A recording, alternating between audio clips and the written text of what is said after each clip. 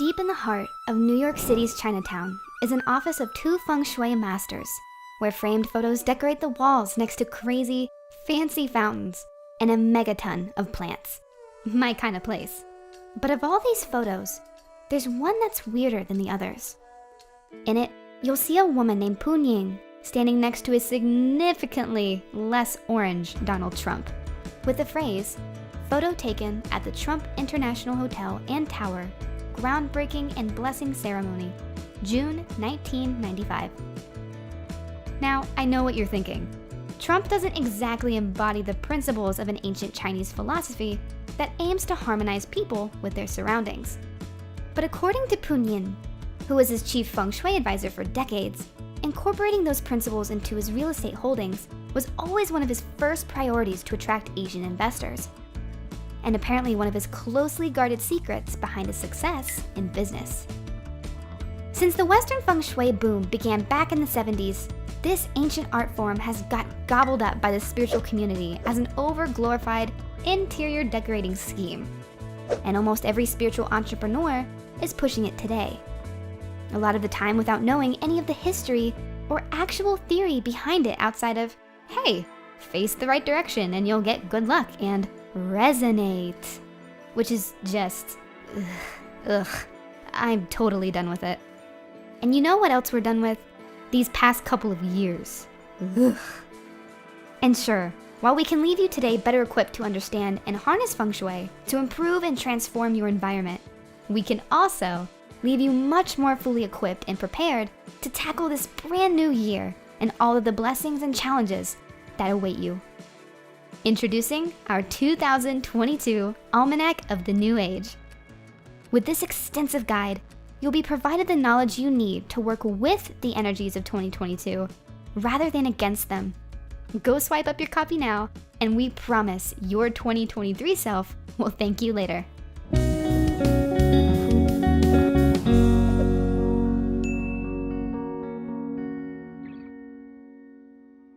All right, here's the deal. Forget nearly everything you think you know about Feng Shui if you learned it from a New Age book. Anyone who teaches Feng Shui without having a solid grounding in classical Chinese philosophy is like someone practicing surgery without studying anatomy. It just doesn't work, and it can even be dangerous. In fact, one of the major criticisms that mainstream science has with Feng Shui is that in most experiments where it's been tried, no two professionals agree on the right direction or flow of qi. So it comes across like it's all pure guesswork. In reality, unless you've read the I Ching, Book of Burial or the Book of the Tomb, or learned from an actual Feng Shui master, you aren't really qualified to tell someone where to put their bed.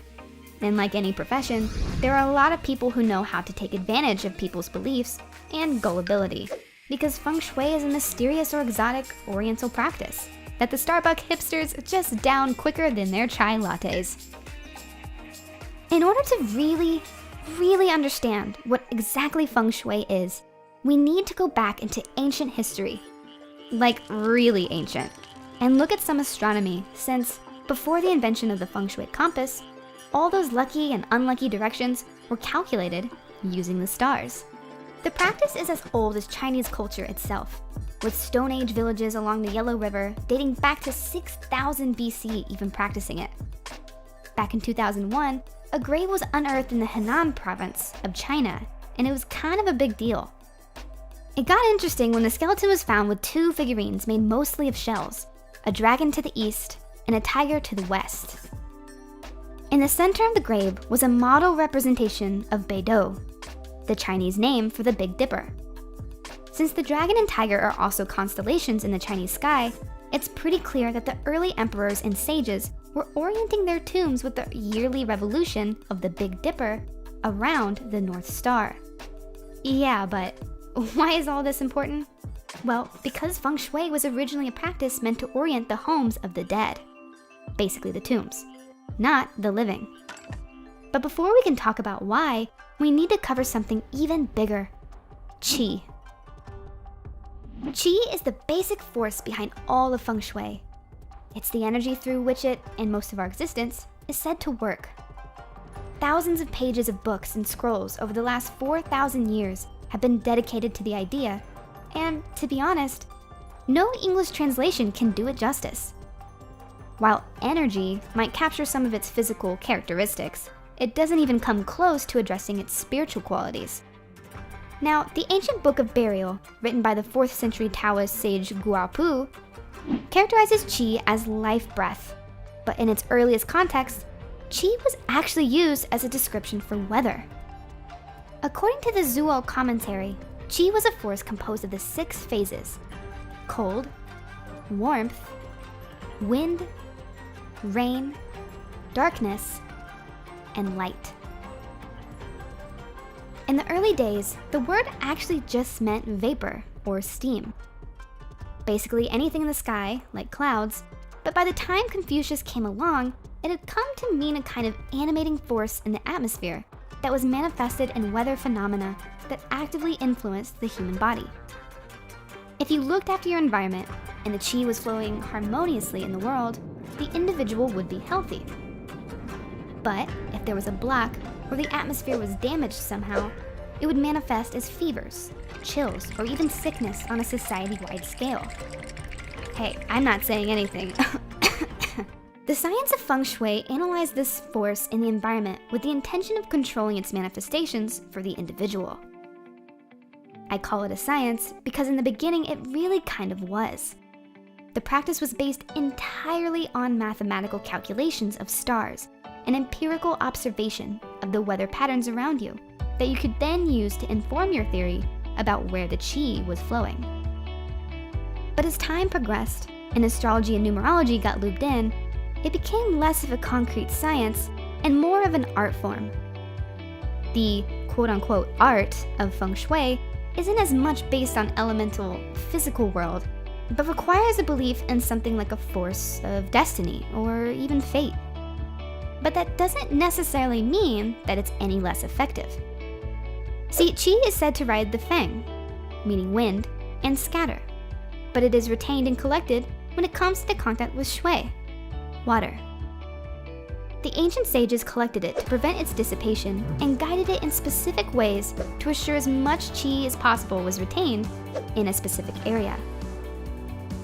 That's why it was called Feng Shui, literally the art of wind and water. According to the laws of Feng Shui, a place that attracts water is the first and utmost priority, followed by a site that catches wind. And going as far back as the Shang Dynasty, good or bad times for Feng Shui was determined through oracle bone readings. Very cool. Remember the Aunt Wu episode of Avatar, where that old woman threw dragon bones on a fire and then interpreted the cracks and Aang got all hung up on Katara? Yeah, that's a totally real thing. Okay, well, maybe not with the dragons, but still. We have records of turtle shells or animal bones that are inscribed with phrases like, "On such and such a day, a crack was made in this bone, and so divined that the king needs to build a city over the hill. Does the high god say we're Gucci? Good news. High god says the place is lit. Go for it." Obviously with a few more thousand forsooths or whatever, but you get the idea. Throw in some Taoist philosophy on yin and yang, which originally denoted sunshine and shade in its earliest form, and we start to see the main principle behind all of Feng Shui. Orientating the tomb and home to collect the most amount of qi by facing it in a correct direction that is calculated by a mixture of astrological and physical signs. So, why is everyone so obsessed with dead people and whether they're being put in juicy qi spots? Qi spots. I said qi spots, you guys. Ooh, Jesus. Really should have read the script on this one. Because Feng Shui was originally a form of ancestor worship, there was this belief in ancient China that the ghosts of ancestors and other independent, intangible forces, both personal and impersonal, kind of like great-grandma and a river spirit, could affect the material world, and that these forces needed to be looked after through rites and suitable burial places, because their support ensured the success and balance of the living. The spirits were always thought to be supporting us, and by orientating their homes in the right way, we could strengthen them, and they could support us better in return. When it comes to Feng Shui in practice, there are generally two schools of thought: Li Fa, meaning compass, and Jing Fa, meaning form. The form referred to in Jing Fa is the shape of the environment itself, like mountains, rivers, plateaus, buildings, and general surroundings. It covers everything from the 5 celestial animals: a phoenix, a green dragon, a white tiger, black turtle, and a yellow snake. Ideas about yin and yang and the traditional 5 elements of the Wuxing: fire, water, earth, metal, and wood. This school generally analyzes the shape of the land and flow of the wind and water to find that place with perfect Qi. It also considers the time of important events, such as the birth of the resident and the building of the structure. If we look at a few ancient Chinese texts, actually, we see just how important that relationship between Qi and the land really is. The Guanzi text reads, "Water is the blood and Qi of the earth, flowing and communicating as its sinews and veins." Way later, after the form school developed, we see the Book of Burial again saying, "Qi flows where the earth changes shape. The flora and fauna are thereby nourished. It flows within the ground, follows the form of the terrain, and pulls where the terrain runs its course."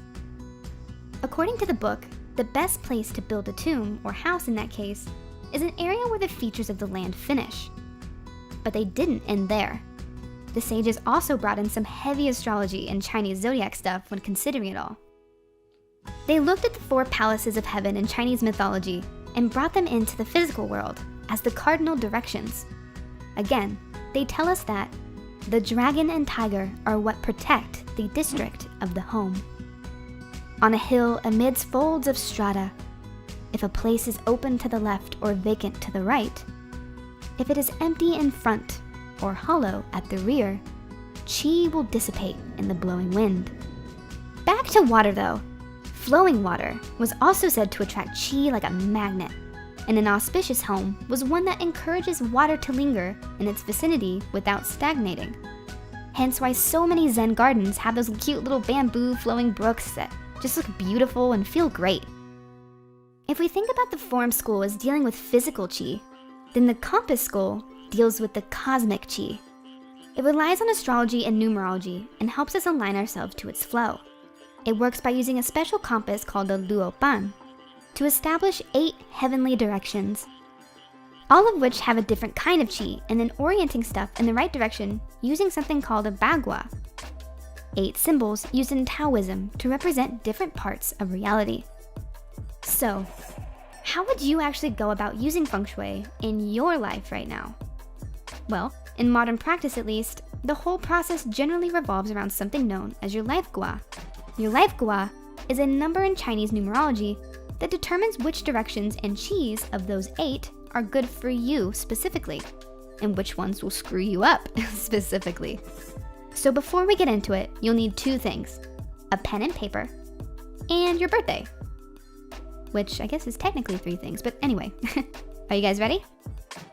Take your year of birth, let's say 1956 for example, and add the last 2 digits together. So in this case, adding 5 and 6, giving you 11.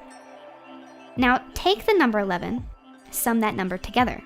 In this case, 1 plus 1, which gives you 2. Then if you're a male, take the number 10 and minus that number off. So in this case, 10 minus 2 equals 8, which gives you your life gua. If you're a female, you add 5 instead. So it would be 2 plus 5 equals 7. Okay, but let's be honest, numbers are pretty boring, so here is a quick video of some cute puppies. Anyway, there is one major exception to all of this stuff though, and that's the number 5. If your final number ends up as a 5, traditionally you need to convert it into a 2 if you're a male, or an 8 if you're a female. Why, you may ask? Well, this is because on the old school of Luoban, compasses that determine the directions. The number 5 was considered the center and had no direction in itself. But this has been adapted in modern versions and has started showing up on charts. Once you have your life gua, you can use this chart to see your good and bad directions and start incorporating Feng Shui into your life right now by paying attention to which directions you have certain things in. Don't worry, we'll also leave a link to this exact chart in the description of this video too. Now, there's still a lot more to cover, but we're gonna just let you dive into the sources yourself in the description if you wanna explore the history and practice of it all. And it's worth pointing out that even landscape ecologists are getting into traditional Feng Shui nowadays, and spiritual architecture that incorporates sacred geometry as well. Feng Shui and Vastu Shastra is going through a huge boom right now, so it's the perfect time to get into it. And if you took the time to calculate your life gua from earlier, let us know in the comments. Once you get past the boring math stuff, this stuff gets pretty interesting really quick. All right, guys, it looks like it's my time. Until next time, folks. Later.